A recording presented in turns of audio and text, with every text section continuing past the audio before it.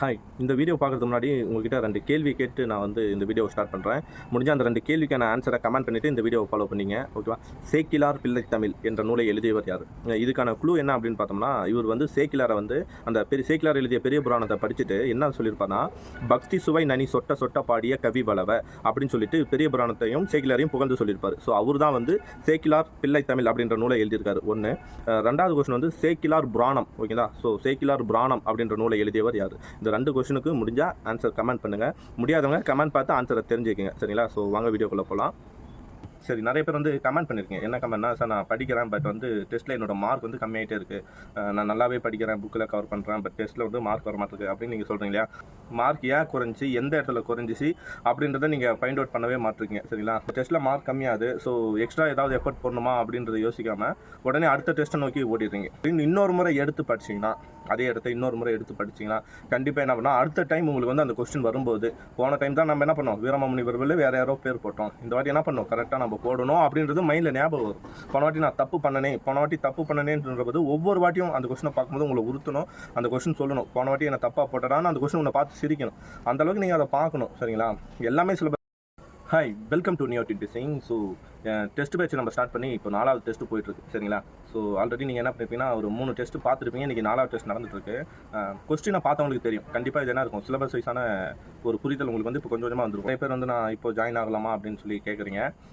Already 4 test இதோட முடிஞ்சிருச்சு. அதை உங்களால் பேக்கப் பண்ண முடியும் அப்படின்ற நம்பிக்கை இருந்துச்சுன்னா கண்டிப்பாக நீங்கள் இந்த டெஸ்ட்டில் கூட ஜாயின் பண்ணிக்கலாம்.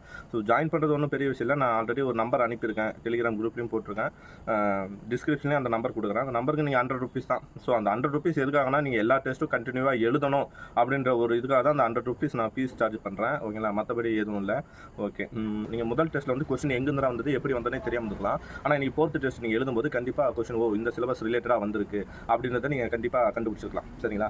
ஓகே. நான் நிறைய கமெண்ட் பார்த்தேன், டெஸ்ட் மார்க் கம்மியாகுது சார், நான் எவ்வளோ படித்தாலும் என்னால் இப்போ 100 கொஸ்டினுக்கு 75 தாண்ட மாட்டிருக்கு அப்படின்னு சொல்லி கமெண்ட் பண்ணுறீங்க. ஓகே, நான் அதை வாட்ச் பண்ணுறேன். ஸோ உங்களுக்கு நான் சொல்ல வேண்டிய அட்வைஸ் என்ன அப்படின்னா, ஃபஸ்ட்டு டெஸ்ட்டில் நீங்கள் டெஸ்ட் எழுதும்போது உங்கள் மார்க் 70 இருந்திருந்தா, ஓகேங்களா? செகண்ட் டெஸ்ட்டில் உங்கள் மார்க் எவ்வளோ இருக்கணும், 71 இருந்திருக்கணும். ஒரு மார்க் ஆச்சு என்ன பண்ணிருக்கணும், அதிகமாக இருந்திருக்கணும். ஓகேங்களா? ஏன்னா என்ன தப்பு பண்ணுறோமோ அதை முதல்ல திருத்துங்க. புது கொஸ்டினை பார்க்கறது பதில் ஆல்ரெடி டெஸ்ட் எழுதின கொஸ்டின்ஸை மீண்டும் வந்தா, ஓகேங்களா? ஆல்ரெடி டெஸ்ட் எழுதிட்டேன், அந்த கொஸ்டினே மீண்டும் வந்ததா, நீங்கள் போன வாட்டி ரைட் பண்ணீங்களா, தப்பாக பண்ணிருக்கீங்களா? ஓகேங்களா? ரைட்டாக பண்ணால் ஓகே, போன வாட்டி நம்ம கரெக்டாக பண்ண முடியாது, அதே கொஸ்டின் வந்துருக்குன்னா அதே ரைட்டான ஆன்சராக போடணும். இல்லை நான் போன வாட்டி தப்பு பண்ணிட்டேன், போன வாட்டி நான் தப்பு பண்ணிருக்கேன்னா இந்த வாட்டி என்ன பண்ணணும், சரியான ஆன்சரை சூஸ் பண்ணணும்.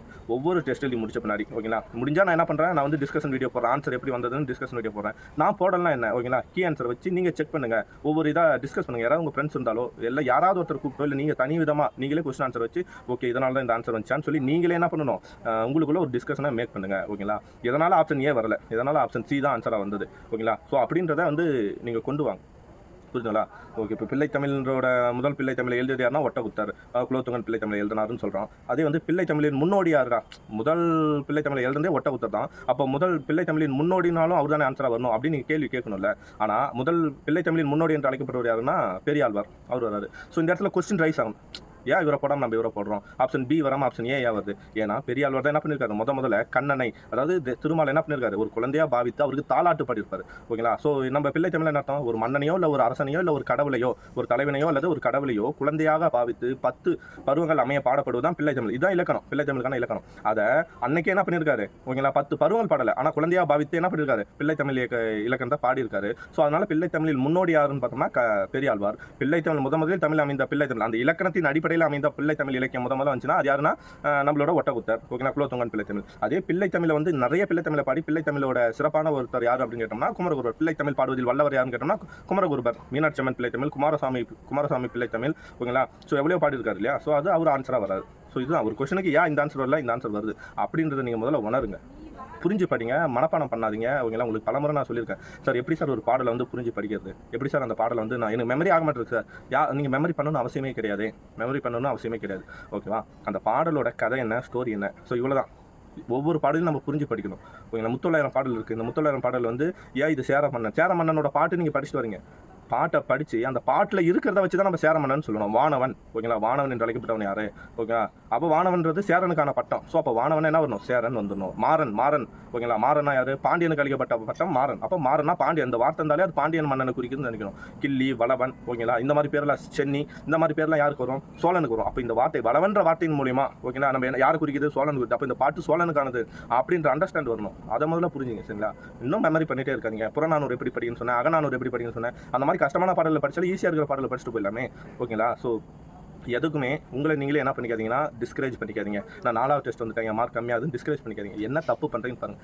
எந்த அளவுக்கு தவறுகள் பண்ணுறீங்களோ அந்த அளவுக்கு அது பெனிஃபிட் தான் ஓகேங்களா. கண்டிப்பாக தவறுகள் அதிகரிக்கும். ஏன்னா நான் எடுக்கிற கொஸ்டின்ஸ் எல்லாமே சிலபஸ் வைஸான கொஸ்டின் ஓகேங்களா. ப்ரீவியஸ் கொஸ்டின் தேடுறேன், ப்ரீவியஸ் கொஸ்டின் வந்து எடுக்கிறேன் ஓகேங்களா. சிலபஸ் வைஸாக எதுலாம் இம்பார்ட்டன்ட் கொஸ்டினோ அந்த மாதிரி கொஸ்டின்ஸ் தான் நான் எடுக்கிறேன். நான் ரொம்ப ஈஸியான கொஸ்டின்ஸை நான் எடுக்கல ஓகேங்களா. உங்களால் 100க்கு 100 கொஸ்டின் யாராலுமே ஆன்சர் பண்ண முடியாது. காரணம் என்னன்னா நான் சிலபஸில் இருக்கிற கொஸ்டின் தான் ஓகேங்களா. உங்களுக்கு எந்த கொஸ்டின்லாம் தெரியாதோ அந்த கொஸ்டினை தான் நான் தேடி எடுக்கிறேன் ஓகேங்களா. அதனால உங்களுக்கு பெனிஃபிட் தான் ஓகேங்களா. ஸோ யாருமே ஃபீல் பண்ண வேண்டாம் ஓகேவா. கிறிஸ்துவ கம்பர் யார், அதே இஸ்லாமிய கம்பர் யார் ஓகேங்களா. இதெல்லாம் ஈஸியான கொஸ்டின் தான். ஆனால் அதுக்கான டிஃப்ரென்ஸ் என்ன, ஏன் நம்ம அதை படிக்கணும். கிறிஸ்துவ கம்பெனி யார் இவரை சொல்கிறோம், இஸ்லாமிய கம்பெனி யார் இவர் சொல்கிறோம், கிறிஸ்துவ கலைக்கஞ்சன் யார் சொல்கிறோம், எங்கே நம்ம குழம்பும் இல்லையா அந்த கொஸ்டின்ஸ்லாம் எடுத்து நான் ஒன்றா வைக்கிறேன் ஓகேங்களா. இந்த மாதிரி இம்பார்ட்டன்ட் கொஸ்டின் நான் தேடி வைக்கிறேன். எதெல்லாம் வந்து புக்கை மீறிய கொஸ்டின்ஸோ அதெல்லாம் நீங்கள் தெரிஞ்சுக்க விரும்பணுமோ அந்த மாதிரி கொஸ்டின்ஸை நான் எடுத்து முன் வைக்கிறேன். நீங்கள் என்ன பண்ணணும், அட்லீஸ்ட் படித்து முடிச்சு அந்த கொஸ்டினை இன்னொரு முறை என்ன பண்ணணும், எடுத்து படிங்க. இந்த கொஸ்டினுக்கான ஆன்சர் இதுதான் அப்படின்னு தெரிஞ்சிச்சுன்னா அதை மறக்கவே கூடாது. அடுத்த வாட்டி டெஸ்ட்டுக்கு அதே கொஸ்டின் வந்தாலும் என்ன பண்ணணும், சரியான ஆன்சரை சூஸ் பண்ணுங்கள் சரிங்களா. இன்றைக்கி நீங்கள் ஒரு கொஸ்டின் தப்பு பண்ணுறீங்கன்னா அடுத்த வாட்டி அதுக்கான ஆன்சரை தேடி கண்டுபிடிங்க.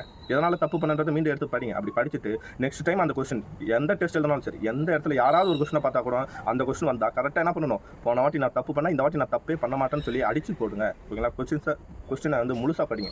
என்ன பண்ணிடுறோம், நம்ம கொஸ்டின்ஸ் வந்து ஃபுல்லாக படிக்கிறதுல அவசரப்படுறோம். ஆப்ஷன் ஏவை பார்க்குறோம், ஆப்ஷன் டிஏ நம்ம என்றைக்குமே பார்க்கறதில்ல இல்லைங்களா. ஒரு நிதானம் வேணும். ஒவ்வொரு கொஸ்டினுக்கும் நம்ம என்ன பண்ணணும், நிதானத்தோட போகணும். இங்கிருந்து அதை பழகுங்க, பதட்டப்படாதீங்க, பயப்படாதீங்க ஓகேங்களா. இங்கே என்ன பண்ணணும்னா ஜாலியாக எழுதுவோம், டிவி முன்னாடி உட்காந்து டெஸ்ட் எழுதுவோம், வீட்டில் ஹோம் டெஸ்ட் எழுதுவோம், டிவி முன்னாடி உட்காந்து டெஸ்ட் எழுதுவோம், கிச்சனில் வேலையை பார்த்து டெஸ்ட் எழுதுவோம். அந்த மாதிரி பண்ணாதீங்க. ஒரே ஒரு 3 hours தான், 150 கொஸ்டின் தானே உங்களுக்கு. ஸோ என்ன தேவைப்படும், 150 கொஸ்டின்னா கண்டிப்பாக ஒரு 2 hours என்ன தான் ஓகேங்களா. உட்காந்து என்ன பண்ணுங்கள், 150 கொஸ்டினை முடிக்கிறதுக்கு பாருங்கள் ஓகேங்களா. ஓஎம்ஆர் ஷீட்டில் வச்சு எழுதுங்க. அதெல்லாம் அந்த ஓஎம்ஆர் ஷீட்டில் இப்போலேருந்தே பழங்க. ஒரு டெஸ்ட் வந்து ப்ராப்பராக எழுதி பழங்க. அப்போ தான் அங்கே போய்ட்டு குரூப் ஒரு மெயின் டெஸ்ட் எழுதும் போது இல்லைனா கை நடுங்கும். நானே எந்த தப்பு பண்ணியிருக்கேன், பதட்டம், சரியான ஆன்சர் தெரிஞ்சாலும் உங்களால் சூஸ் பண்ண முடியாத போய்டும். ஏன்னா இங்கே பண்ணுற நீங்கள் கேர்லெஸ்ஸாக எழுதுகிற டெஸ்ட்டு நாளைக்கு அங்கே போய் என்ன பண்ணோம், உங்களுடைய ஈஸியாக தெரிஞ்ச ஆன்சரை என்ன பண்ணும் உங்களால் போட முடியாது ஓகேவா. ஞாபகம் வச்சுங்க. ஒரே இப்போ வந்து முடியரசன் அப்படின்னு இருக்குன்னா ஃபஸ்ட் ஆப்ஷனில் மேத்தா இருக்குன்னா மேத்தாவுக்கு கை போயிடும். ஏன்னா 3 வார்த்தை டக்குன்னு அந்த அவசரத்தில் அந்த பதட்டத்தில் உங்கள் கை உங்களை மீறி என்ன பண்ணிடும், ஆப்ஷன் ஏவை குறிச்சிடும், ஆப்ஷன் சி தான் முடியரசன் இருப்பார். ஸோ நானே அப்படி குறிச்சிட்டு வந்தேன், நானே ஒரு மார்க் விட்டேன் ஓகேங்களா. ஸோ அந்த மாதிரி நீங்கள் எந்த தவறுகளையும் தெரிஞ்சு விடக்கூடாது. ஒவ்வொரு மார்க் தான் நம்ம வந்து ஒவ்வொரு கொஸ்டினை தான் நம்ம என்ன பண்ண போகிறோம், கேதர் பண்ண போகிறோம். மற்றவங்க ஈஸியாக ஒரு கொஸ்டினுக்கு ஆன்சர் எழுதுவானா அந்த கொஸ்டினுக்கு நீங்கள் என்ன பண்ணிருக்கணும், ஆன்சரை லூஸ் பண்ணிடக்கூடாது ஓகேங்களா. அந்த ஈஸியான கொஸ்டினுக்கு கண்டிப்பாக நீங்களும் ஆன்சர் பண்ணியிருக்கணும். ஆனால் மற்றவங்களுக்கு கஷ்டமாக இருக்கிற கொஸ்டினை கண்டிப்பாக நீங்கள் என்ன பண்ணிடக்கூடாது, நீங்கள் சரியாக போட்டுருக்கணும் ஓகேங்களா. மற்றவங்க கரெக்டாக போட்ட கொஸ்டினை நீங்கள் தப்பு பண்ணீங்கன்னா நீங்கள் பின்னாடி வந்துடுவீங்க. மற்றவங்க தப்பாக பண்ண கொஸ்டின் நீங்கள் சரியாக பண்ணீங்கன்னா நீங்கள் முன்னாடி போயிடுவீங்க ஓகேவா. ஸோ ஈஸியான கொஸ்டினாக இருந்தாலும் சிலபஸை அதாவது 4 ஆப்ஷனே நல்லா படித்து ஆன்சர் பண்ணுங்கள். இதை வந்து ஒரு ப்ராக்டிஸாக எடுத்துங்க ஓகேங்களா. சிலபஸ் வைஸான டெஸ்ட் தான் போயிட்டுருக்கு. ஸோ அதனால் என்ன பண்ணலாம், இது ஒரு ஃபுல் டெஸ்ட். எது எடுத்தாலும் என்ன பண்ணலாம், ஒரு ஃபுல் டெஸ்ட், ஒரு கரெக்டான குரூப் ஒர்க்கான முன்னோடி எக்ஸாம் அப்படின்னு நினச்சி போங்க.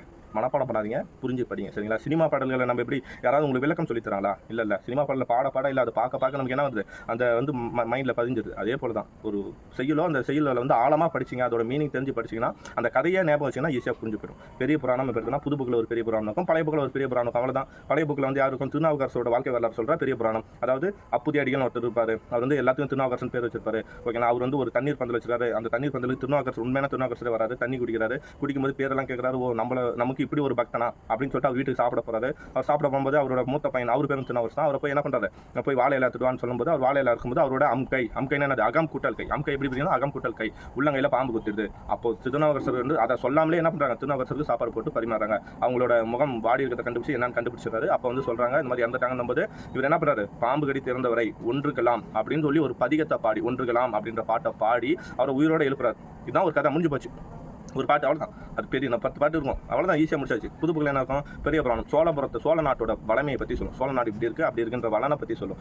ஏன் சோழ நாடு வருது, பெரிய புராணம் யார் எழுதுறது, சேக்கிலார் எழுதுனார். சேக்கிலார் யார் சொல்லுங்கள். சேக்கிலார் வந்து 2ஆம் குலோத்துங்கன் இதில் வந்து அவைக்கல புலவராக இருந்தவர்ல, ஆமாம் தானே, அவர் அதில் இருந்த ஒரு அமைச்சர் தானே உத்தம சோழன் அப்படின்னு சொல்லிட்டு பட்டம்லாம் வாங்கியிருப்பார் இல்லையா. ஸோ அந்த மாதிரி என்ன பண்ணுங்க, ஈஸியாக தெரிஞ்சுக்கங்க சரிங்களா. அவரோட இயற்பெயர் அருண்மொழி தேவர், ஓகேவா. ஸோ அப்போ சேக்கிலார்ன்றவர் இவர் தான், சரியா. ஸோ அப்போ சோழ நாட்டில் தான் இருந்தார், அப்போ சோழ நாட்டை பற்றி தான் பாடியிருப்பார் அப்படின்னு ஒரு ஒரு புரிதல் தான், எல்லாமே புரிதல் தான். திருவிளையாடல் புராண கதை என்ன சொல்லுது, பழைய புக்கு என்ன சொல்லுது, புது புக்கில் இடைக்காடனார் கதை, பழைய புக்கில் என்ன கதை, தருமியோட கதையை சொல்லுது பழைய புக்கில். ஸோ அந்த மாதிரி வந்து கதையை புரிஞ்சுக்கிட்டு ஆன்சர் நீங்கள் பண்ணிகிட்டே போங்க. தவறுகளை மட்டும் திருத்திங்க, மார்க் வரலன்னு சொல்லி யாருமே உங்களே டிஸ்கரேஜ் பண்ணிக்கிறீங்க. எவ்வளோ அளவுக்கு தவறுகள் வருதோ அதை திருத்திட்டிங்கன்னா நல்லது தான், ஓகேங்களா.